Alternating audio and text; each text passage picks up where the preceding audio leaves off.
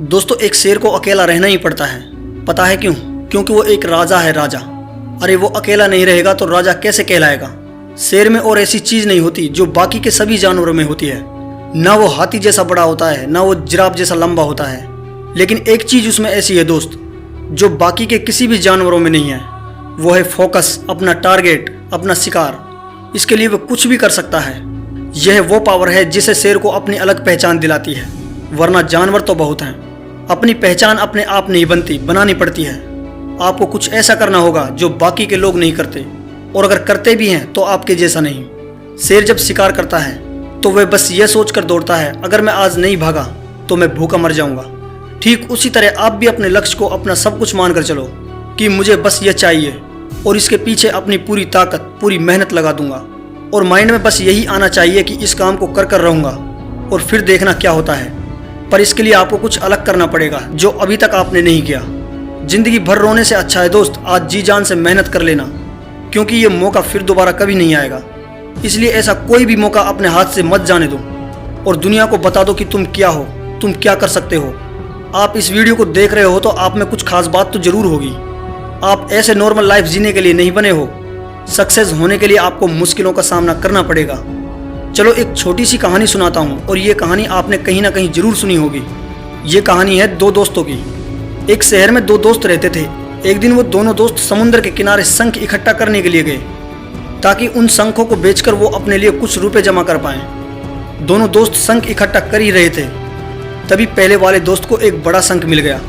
और ये देखकर दूसरे वाला दोस्त सोचने लगा कि यार इसे तो बड़ा शंख मिल गया, अब ये मुझसे ज़्यादा पैसा कमा लेगा। तो फिर उसने सोचा कि अब मैं भी इससे बड़ा शंख ही ढूंढूंगा, ताकि मैं भी ज़्यादा पैसा कमा पाऊँ। तो वह लग गया बड़े शंख की तलाश में। उसने खूब ढूंढा, खूब मेहनत की, लेकिन फिर भी उसे बड़ा शंख हासिल नहीं हुआ। और उस बड़े शंख के चक्कर में उसे जितने भी छोटे छोटे शंख मिलते गए, उन सारे शंखों को उठाकर फेंक देता था, क्योंकि उसके दिमाग में वो बड़ा शंख था। मुझे किसी भी हालत में वो बड़ा शंख चाहिए, ताकि मैं थोड़े ज़्यादा पैसे कमा पाऊँ। उस बड़े शंख की तलाश में दोपहर से शाम हो गई, शाम से रात हो गई, ना तो उसे बड़ा शंख मिला, और बल्कि जो छोटे छोटे शंख उसे मिले थे, उन शंखों को भी उसने फेंक दिया। उसके हाथ में कुछ नहीं आया। और जो पहले वाला दोस्त था उसके पास एक बड़ा शंख था, और कुछ छोटे छोटे शंख भी थे। तो रात हो गई और दोनों दोस्त घर जाने लगे।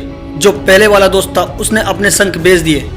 उसके पास जो बड़ा शंख था उसके उसे मिले 1000 रुपये, और जो छोटे छोटे शंख उसके पास थे उसके उसे मिले 3000 रुपये। और ये जानकर उस दूसरे वाले दोस्त को बहुत दुख हुआ कि काश वह उन छोटे छोटे शंखों को फेंकता नहीं, तो अभी मेरे पास इससे भी ज़्यादा कमाई होती। उसके दोस्तों ने उसे बताया कि जो छोटे छोटे शंख तूने फेंक दिए थे ना, उन्हीं को मैंने अपने पास कलेक्ट कर लिया था, और उन्हीं की वजह से मुझे 3000 रुपये मिले। और ये जानकर वो दूसरा वाला दोस्त और भी ज़्यादा निराश हो गया। बड़ी बड़ी चीज़ें करने के चक्कर में छोटे छोटे मौके हाथ से गवा देना, ऐसा आपको नहीं करना है। आप रोज़ डे बाय डे लाइफ में छोटी छोटी चीज़ों को इग्नोर कर देते हो, लेकिन ये बात आपको जान लेनी चाहिए कि छोटी छोटी चीज़ें आगे जाकर बहुत विशाल रूप धारण कर लेती हैं। हर छोटी चीज़ पर ध्यान लगाओ, उसे इग्नोर मत करो। आगे जाकर आपको इसकी अहमियत का पता चलेगा। मैं ये भी नहीं कह रहा हूँ कि आप छोटा सोचो और छोटा ही करो। मेरे कहने का मतलब यह है कि आप सोचो बड़ा, लेकिन उसके लिए आप हर वो छोटा काम करो जिससे लक्ष्य आपको हासिल हो। दोनों दोस्तों का लक्ष्य एक ही था, और वो था पैसा। लेकिन पहले वाले दोस्त ने बड़े पर भी फोकस किया और छोटे पर भी फोकस किया, और दूसरे दोस्त ने सिर्फ बड़े पर ही फोकस किया, छोटी छोटी चीज़ों को इग्नोर कर दिया। और जहाँ उसे ज़्यादा पैसे मिलने चाहिए थे, उसे 1 रुपया भी नहीं मिला था। तो दोस्तों, आपको इस वीडियो से कुछ सीखने को ज़रूर मिला होगा। कमेंट बॉक्स में ज़रूर लिखना, और चैनल को ज़्यादा से ज़्यादा शेयर कर देना। गुड बाय दोस्तों, जय हिंद, जय भारत।